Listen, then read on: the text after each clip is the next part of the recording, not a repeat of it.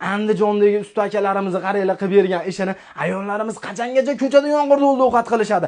Oshxona mebeldan bitta o'rnatib bering, Xo'ja aka sizga shirin ovqatlar pishirib bersin kelinoy. Qarang do'stlar, O'fshi 12 million so'mga tayyor bo'lgan ekan shu katta oshxona mebelimiz. Razmeri ham 5,5 metr, mana 60 santimetrlikni холодильник dusturi bonus sifatida qo'shib berishibdi. Mo'ga ham bonus ekan, mana sushilkasi ham bonus ekan do'stlar. Mexanizmlari original mexanizmlar ishlatilgan. Bemalol 110 kilo odamni ham ko'taraveradi.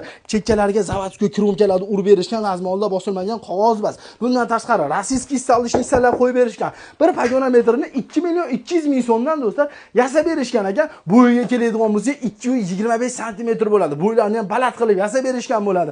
O'zi do'stlar, agar yasattiraman desangiz, arzondan qimmatgacha 1 million 800 ming so'mdan boshlab do'stlar ag'i ketaveradi. Materialga, mexanizmni sifatiga qarab turib qo'shilaverar ekan. Orqalarini granit qilib berishgan, bu ham naqd ichiga kirib ketadi. Do'stlar, vodiyga dastlabki ustunovchi mutlaqo tekin bo'ladi.